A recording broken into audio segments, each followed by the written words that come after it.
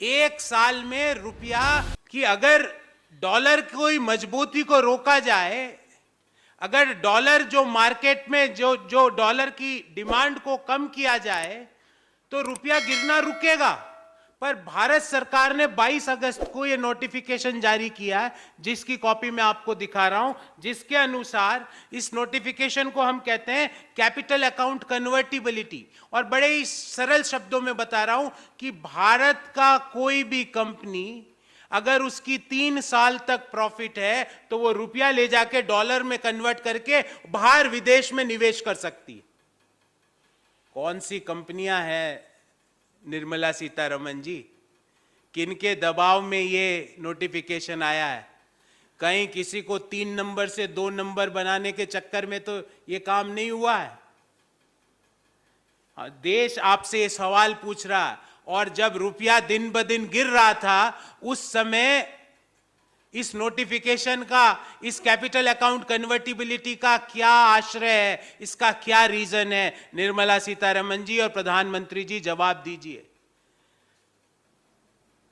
जब रुपया गिरता है साथियों तो हमारे देश में इंपोर्ट तो हो जाते हैं महंगे, और हम क्या क्या इंपोर्ट करते हैं? Petrol, crude oil. हम क्या क्या इंपोर्ट करते हैं? आवश्यक दवाइयां। हम क्या क्या इंपोर्ट करते हैं? आवश्यक उपकरण। हम क्या क्या कहां हमारी डॉलर की जरूरत पड़ती है? जो हमारे देश के लाखों बच्चे विदेशों में पढ़ते हैं, उनके माता पिता को उनकी फीस डॉलर में जमा करानी पड़ती है। जो आज 1 साल पहले 75 रुपया $1 लग रहा था, वहां अगर $1000 भेजने हो तो आज $81,000 लगेंगे।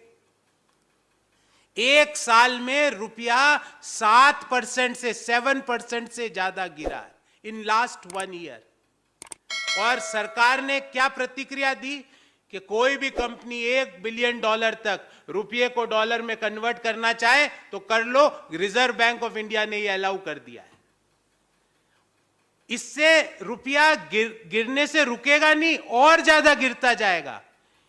क्या मोदी सरकार की मंशा रुपये को और पेट्रोल के भाव को बराबर करने की है कि देश में कोई कंफ्यूजन ना हो? 110 रुपये का लीटर का पेट्रोल और 110 रुपये का डॉलर का एक डॉलर, क्या मोदी सरकार की यह मंशा है?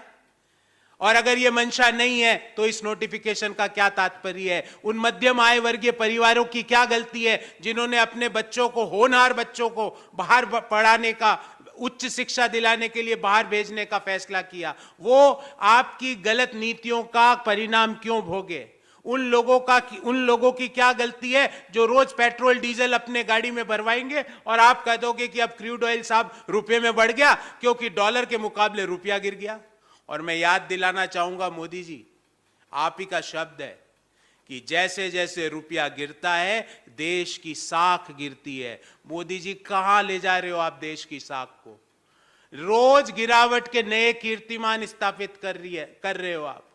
इस गिरावट को रोकने के लिए ये जो नोटिफिकेशन है, ये किसके दबाव में आपने इश्यू किया? कौन कौन वो लोग हैं जिन्होंने 22 अगस्त से लेकर आज तक इस नोटिफिकेशन के जरिए रुपये को डॉलर में कन्वर्ट करके पैसा बाहर भेजा? इसकी जानकारी देश के सामने रखिए।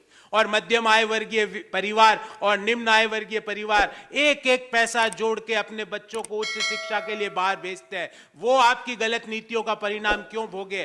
क्यों पिछले 6 महीने में रुपया 7% तक गिरा है? इन सवालों का जवाब मोदी जी को और निर्मला सीतारमण जी को देना चाहिए।